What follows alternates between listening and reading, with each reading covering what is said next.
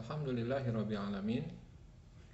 Alhamdulillahilladzi arsala rasulahu bil huda wa dinil haqq liyudhhirahu 'alad dini kullih walau karihal musyrikun. Asyhadu an la ilaha illallah wahdahu la syarikalah wa asyhadu anna Muhammadan abduhu wa rasuluh, amma ba'du.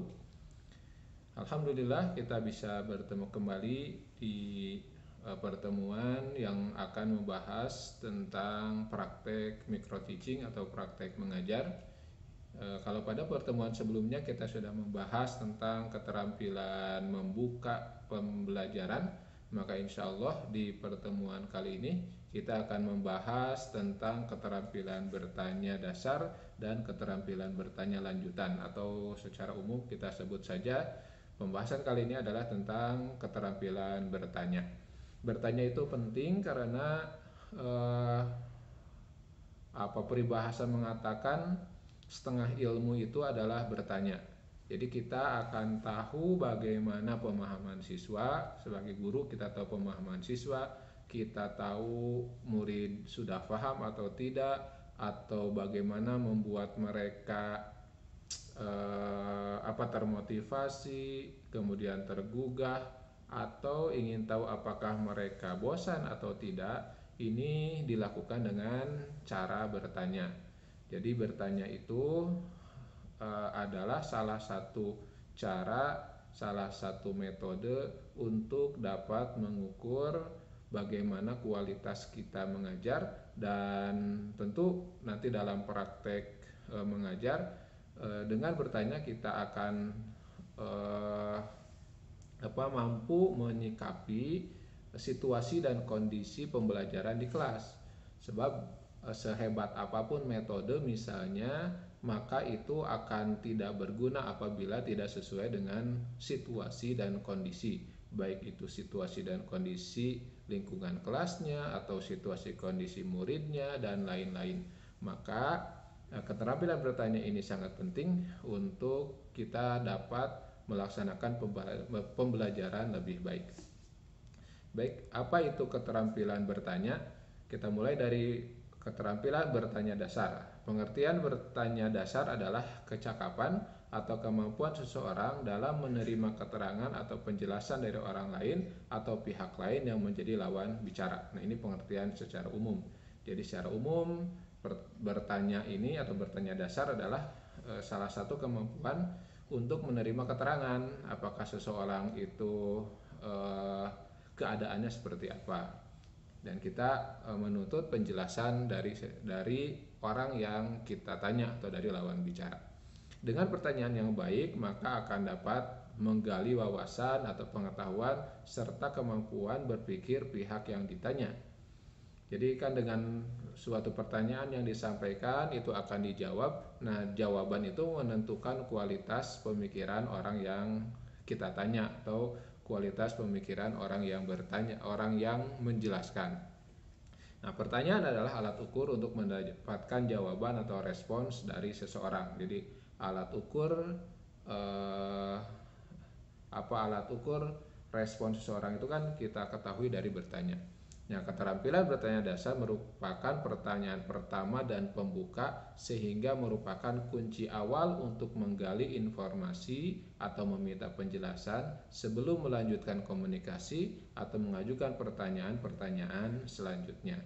Jadi yang dimaksud dengan keterampilan bertanya dasar ini adalah keterampilan untuk menggali informasi awal atau informasi pendahuluan, sehingga kita bisa membuka, kita bisa melanjutkan pembelajaran selanjutnya sesudah informasi awal itu tergali, sehingga nanti pembelajaran akan sesuai dengan konteks, situasi dan kondisi orang yang kita ajar atau siswa yang ada di hadapan kita. Nah, artinya ada kalanya pembukaan itu bisa diawali dengan bertanya. Ya, sesudah misalnya kita membuka dengan salam dan lain-lain, maka penting kita untuk menanya dulu situasi kondisi siswa, siap atau tidaknya belajar, atau pengetahuan pendahuluan apa saja yang sudah dimiliki oleh mereka, sehingga kita bisa melanjutkan pembelajaran ke langkah selanjutnya. Untuk apa eh, bertanya itu dilakukan? Nah, ini diantara tujuan pertanyaan dasar atau bertanya dasar, pertanyaan pembuka. Yang pertama adalah untuk membangkitkan minat dan rasa ingin tahu siswa tentang suatu topik. Jadi kalau kita ingin menyampaikan topik misalnya tentang tentang kelahiran atau tentang Rasulullah Shallallahu Alaihi Wasallam di pelajaran SKI misalnya, maka bisa kita membuka pembelajaran itu dengan pertanyaan yang akan membangkitkan minat dan rasa ingin tahu siswa. Misalnya kita bertanya, siapakah di antara kalian yang tahu misalnya sahabat Rasulullah yang misalnya yang juga mertua Rasulullah misalnya. Nah, ini kan satu pertanyaan pembuka yang akan membangkitkan minat, sebab kan suatu hal yang menarik gitu ya, seseorang itu sahabat tetapi juga mertuanya. Kan ini suatu menarik. Ini kan bisa diajukan atau dijelaskan ketika kita menjelaskan pada tema tentang Khulafaur Rasyidin misalnya, atau siapa sahabat yang merupakan menantu Rasulullah misalnya. Nah, itu juga kan akan membangkitkan pengetahuan mereka tentang Khulafaur Rasyidin. Nah, sebab dari 4 Khulafaur Rasyidin kan yang 2 mertua, yang 2 menantu. Nah, itu tujuan yang pertama, yaitu untuk membangkitkan minat dan rasa ingin tahu. Dan ini bisa dipraktekkan mungkin tentu di semua pelajaran. Selanjutnya, tujuan bertanya dasar ini yang kedua adalah memusatkan perhatian pada masalah tertentu. Misalnya dari sekian banyak masalah yang terkait dengan pembelajaran yang akan kita lakukan, maka dengan bertanya kita bisa memusatkan perhatian siswa pada satu titik, tidak melebar ke sana kemari gitu. Ya, sebagai contoh yang tadi ya, seperti contoh yang tadi juga bisa digunakan misalnya siapa yang menemani Rasulullah ketika ketika tinggal di Gua Thur misalnya. Nah, ini kan memusatkan perhatian pada satu orang sahabat begitu. Kemudian yang selanjutnya, tujuan bertanya dasar adalah menggalakkan penerapan belajar aktif. Jadi tidak hanya guru yang aktif berbicara dan aktif menjelaskan. Ketika kita bertanya kepada siswa, kepada murid, maka mereka tentu akan aktif untuk menjawab. Kalaupun misalnya di awal bisa jadi ada malu-malu, ada ragu-ragu, nah nanti kita bisa dengan luas, dengan santun, dengan penuh kehangatan mendekati siswa sehingga mereka misalnya yang asalnya malu-malu jadi berani menjawab. Kemudian yang keempat, tujuan bertanya adalah untuk merangsang siswa mengajukan pertanyaan sendiri. Jadi ada pertanyaan, jenis-jenis pertanyaan yang perlu pertanyaan lanjutan. Nah, ini dibutuhkan. Jadi ada kalanya bertanya itu untuk merangsang siswa agar mengajukan pertanyaan lain, pertanyaan sendiri. Kemudian yang selanjutnya, tujuan bertanya adalah menstrukturkan tugas-tugas hingga kegiatan belajar dapat berlangsung secara maksimal. Misalnya ya menanyakan tugas, misalnya siapa yang sudah mengerjakan PR, siapa yang sudah mengerjakan tugas, siapa yang hari ini sudah melaksanakan piket di kelas misalnya dan lain-lain. Nah, ini juga menstrukturkan tugas-tugas. Kemudian selanjutnya tujuan bertanya juga adalah untuk mendiagnosis kesulitan belajar siswa. Sebab ada kalanya bahkan sudah bisa dipastikan di antara siswa yang ada di hadapan kita itu pemahamannya berbeda. Ada yang sudah paham, ada yang paham cepat, ada yang agak lambat. Ini tentu tergantung kepada situasi dan kondisi siswanya. Sebab kan kecerdasan itu berbeda-beda. Ada yang lebih besar kecerdasan matematikanya, ada yang lebih cerdas di aspek bahasanya dan lain-lain. Maka kesulitan belajar ini bisa digali dengan cara kita bertanya kepada mereka. Selanjutnya, tujuan bertanya juga adalah untuk mengomunikasikan dan merealisasikan bahwa semua siswa harus terlibat secara aktif dalam pembelajaran. Jadi karena target belajar itu adalah agar siswa aktif semua, tidak satu pihak saja, tidak hanya beberapa saja. Bagaimana supaya semua aktif? Maka ya ditanya. Misalnya kalau pada pertanyaan awal misalnya yang menjawab itu murid tertentu karena dia cerdas misalnya, ditanya lagi yang itu lagi, sehingga bisa jadi ada siswa-siswa yang pasif. Maka ada baiknya di saat tertentu pertanyaan itu khusus ditujukan kepada siswa yang kita anggap misalnya kurang aktif. Jadi bisa saja pertanyaan itu ditujukan kepada person secara khusus. Walaupun tentu tidak harus seluruhnya, tidak harus setiap pertemuan begitu. Bisa jadi dalam beberapa pertemuan misalnya ada kalanya ditanyakan kepada person tertentu. Selanjutnya, tujuan bertanya juga adalah menyediakan kesempatan bagi siswa untuk mendemonstrasikan pemahamannya tentang informasi yang sudah diberikan. Jadi pemahaman siswa itu kan berbeda-beda. Bisa jadi kalau ini kan bertanya di pembukaan ya, bisa jadi kita mengapersepsi pembelajaran yang lalu, menghubungkan pembelajaran sebelumnya dengan pembelajaran yang akan kita ajarkan di hari itu ya dengan cara bertanya. Dan dengan bertanya mengaitkan pembelajaran sebelumnya dengan pembelajaran yang akan dilakukan, itu akan menjadi ajang atau menjadi kesempatan untuk siswa yang ya bahkan bisa jadi semua siswa untuk mendemonstrasikan pemahamannya. Bisa jadi ada yang sudah lupa, bisa jadi ingat semua, sehingga nanti pemahaman informasi di hari sebelumnya misalnya bisa disampaikan di saat itu. Kemudian selanjutnya mendorong mengembangkan proses berpikir siswa. Jadi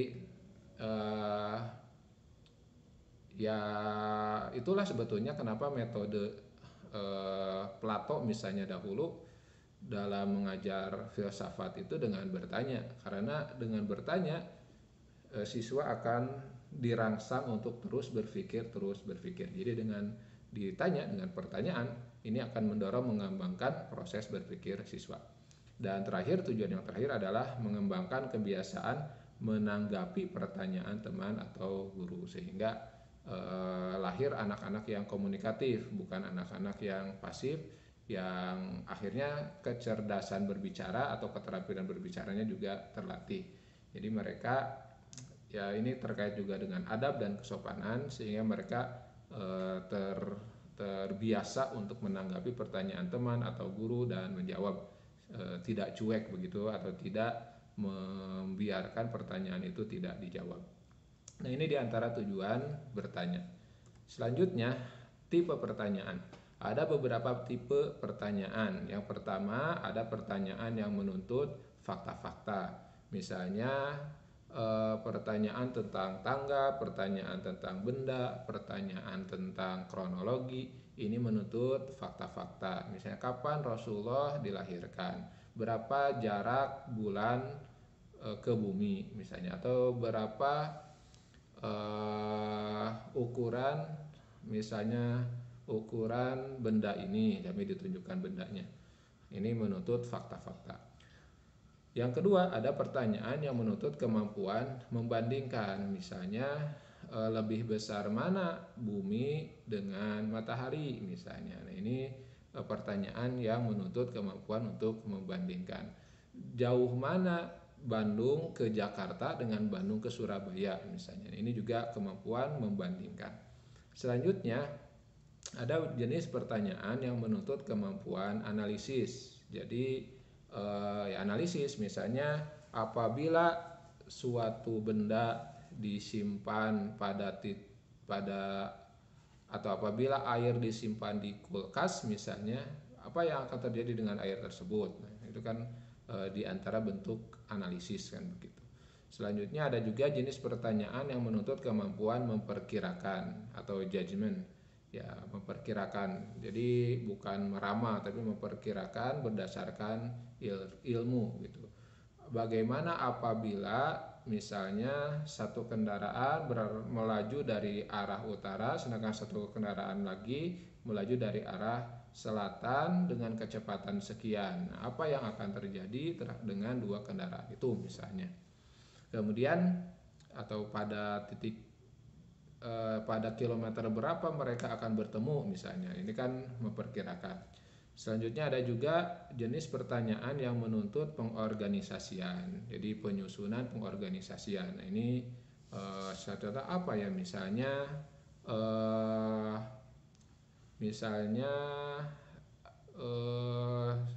coba jelaskan urutan misalnya kepemimpinan dari mulai presiden sampai RT misalnya. Nah, ini pengorganisasian dari presiden, gubernur, bupati, wali kota, kemudian camat, desa dan seterusnya. Dan ada juga jenis pertanyaan retoris, yaitu pertanyaan yang tidak perlu dikemukakan jawabannya. Ini pertanyaan untuk menggali perenungan, pertanyaan untuk agar siswa tersadarkan misalnya apabila ada kesalahan dan lain-lain. Ini pertanyaan retoris, pertanyaan yang tidak perlu dikemukakan jawabannya. Itu tipe-tipe pertanyaan. Selanjutnya, syarat agar pertanyaan mendapat respon. Jadi bagaimana caranya atau apa yang harus ada pada suatu pertanyaan agar dia direspon oleh siswa. Yang pertama, syaratnya adalah pertanyaan itu harus disampaikan dengan menggunakan kalimat atau bahasa yang mudah ditangkap dan dipahami oleh pihak yang ditanya. Jadi sesuaikan redaksi pertanyaan itu dengan kemampuan siswa. Tentu di MI di usia SD kita harus bisa mengukur kosakata apa saja yang belum bisa difahami oleh mereka. Maka gunakanlah kalimat yang mudah difahami, kalimat yang aktif gitu ya, bukan kalimat yang ambigu misalnya. Kemudian pertanyaan diajukan secara klasikal. Jadi diajukan kepada seluruh kelas. Gitu ya. Kemudian berikan waktu mereka untuk berpikir, sesudah itu baru ditunjuk salah seorang yang diminta untuk menjawabnya.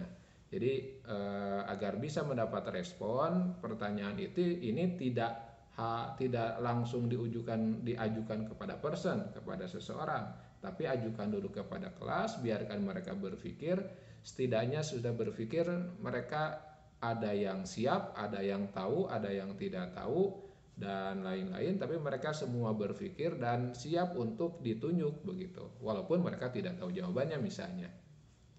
Jadi mereka akan bersiap untuk memberikan respons, berbeda dengan kalau pertanyaan itu diberikan langsung kepada orang-orang tertentu. Jadi diajukan kepada klasika, beri kesempatan berpikir, lalu sesudah itu tunjuk orang yang kira-kira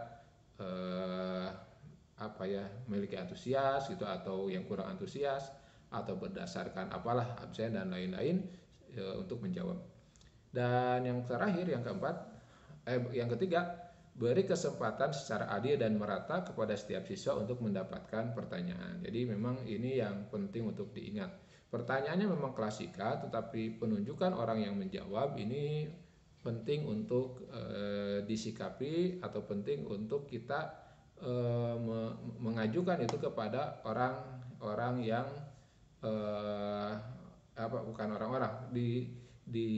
biar direspon oleh semua begitu. Jadi tidak ada ketidakadilan, jangan sampai ada orang atau siswa yang mengatakan di akhir pembelajaran atau di akhir semester, saya mah tidak pernah ditanya, saya tidak pernah disuruh, saya tidak pernah diminta. Jadi di sana ada mungkin bukan trauma ya, tetapi ada sesuatu yang mengganjal di dalam hati mereka, kenapa mereka tidak pernah mendapat pertanyaan atau kesempatan untuk mendemonstrasikan pengetahuannya.